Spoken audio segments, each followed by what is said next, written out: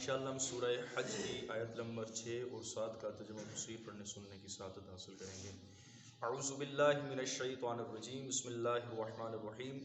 ज़ालिका बिअन्नल्लाह हुवल हक़्क़ु व अन्नहु युह्यिल मौता व अन्नहु अला कुल्लि शैइन क़दीर। तर्जुमा कंज़ुल इरफ़ान, ये इसलिए कि अल्लाह ही हक़ है और वो ये कि वो मुर्दों को ज़िंदा करेगा और वो हर शय पर कादिर है। मरने के बाद दोबारा ज़िंदा किए जाने पर दो दलीलें कुरान करीम के अंदर बयान फरमाई गई हैं। एक ये बयान फरमाई गई कि अल्लाह तबारक व ताला ने इंसान की जो असल सैयदना आदम अलैहिस्सलाम है उनको मट्टी से पैदा किया। फिर ये कि अल्लाह तबारक व ताला इंसान को एक माए हकीर यानी एक पानी के नापाक कतरे से पैदा फरमाता है।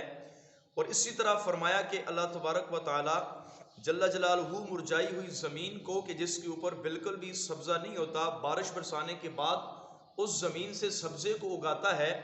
तो ये दो दलीलें बयान फरमाई गई कि वो रब के जो इंसान को माए हकीर से पैदा करने पे कादिर है, मुरझाई हुई ज़मीन को बारिश बरसा कर दोबारा सरसब्ज़ व शादाब करने पर कादिर है। तो वो अल्लाह तबारक व ताला इंसान को मौत देने के बाद इसको दोबारा ज़िंदा करने पर भी कादिर है। व अन्न साअता आतियतुल ला रैब फीहा व अन्नल्लाह यबअसु मन फिल क़ुबूर। और वो ये कि क़यामत आने वाली है, इसमें कुछ भी शक नहीं कि अल्लाह उन्हें उठाएगा जो कब्रों में है। इरशाद फरमाया कि दलाइल इसलिए ज़िक्र किए गए ताकि तुम्हें मालूम हो जाए कि क़यामत आने वाली है और क़यामत के आने में कोई भी शक व शुबा नहीं है। और ये भी मालूम हो जाए कि अल्लाह ताला उन मुर्दों को उठाएगा जो कब्रों में हैं और मरने के बाद उठाया जाना ये हक है। यहाँ पर ये बात याद रखें कि कब्र से मुराद यहाँ पर आलम बरज़ख है।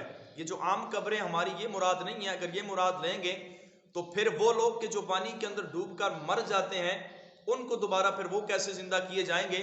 इसी तरह वो लोग के जिनको चीता वगैरह या कोई चीज़ भेड़िया वगैरह खा जाता है, फिर उन लोग कहाँ से आएंगे। तो फरमाया इससे मुराद आलम बरज़ख है, यानी इंसान जिस तरह आलम अरवाह से आलम अरहाम के अंदर माँ के पेट में आता है, फिर आलम अरहाम से आलम दुनिया में आता है, तो इसी तरह इंसान आलम दुनिया से आलम बरज़ख की तरफ मुंतकिल हो जाता है।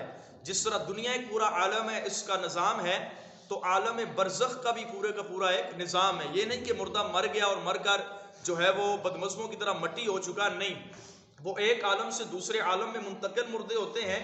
और अल्लाह तबारक व ताला के जो नेक लोग होते हैं, अंबिया कराम होते हैं, वो उस आलम से आलम दुनिया और आलम अरवाह के अंदर तसर्रुफ भी करते हैं। जैसा कि नबी पाक अलैहिस्सलातु व तस्लीम आप अलैहिस्सलातु वस्सलाम की हुकूमत आलम बरज़ख पर भी है, आलम दुनिया पर भी है और आलम अरवाह पर भी है। और इसी तरह ये अल्लाह तबारक व ताला के नेक बंदे जो होते हैं औलिया कराम, ये भी तीनों आलम पर हुकूमत करते हैं। जैसे हुज़ूर गौस पाक रहमतुल्लाहि तआला अलैहि की वारगाह के अंदर एक शख्स आया, फरमाया हुजूर मेरी औलाद नहीं है, मुझे आलम लोहे महफूज में देख कर बताएं कि मेरी नसीब में औलाद है कि नहीं है। फिर हुजूर गौस पाक ने जब लोहे महफूज में मुलाजा फरमाया तो आपने इरशाद फरमाया तेरे में नसीब में तो औलाद नहीं है।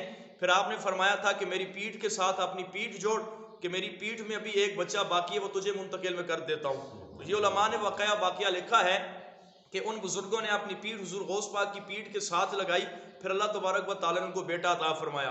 बलअम बिल बाउरा जो बदनसीब बाद में काफिर हो गया था, इसके हवाले से तो खुद कुरान करीम के अंदर मनकूल है कि ये ज़मीन पर खड़े होकर लोहे महफूज में लिखी हुई लोगों की बातें देख लिया करता था। तो बाज़ लोगों को अल्लाह तबारक व तआला को तसर्रुफ़ अता फरमाता है कि ये तीनों आलमों पर हुकूमत करते हैं। तो इस कब्र से मुराद जो कुरान करीम में है, इससे मुराद आलम बरज़ख है कि तमाम के तमाम लोग आलम मरने के बाद आलम बरज़ख में जमा हो जाते हैं। फिर अल्लाह तबारक व तआला इनको आलम बरज़ख से दोबारा फिर आलम दुनिया के अंदर जो है वो लाएगा।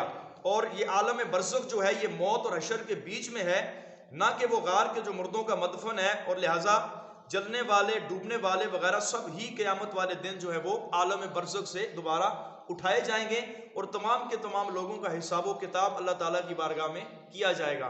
अल्लाह रब्बुल आलमीन की बारगाह में दुआ है अल्लाह तबारक व तआला हम सब को ईमान की दौलत मर्तबा नसीब फरमाए। आमीन बिजाह नबील करीम सल्लल्लाहु तआला अलैहि वसल्लम।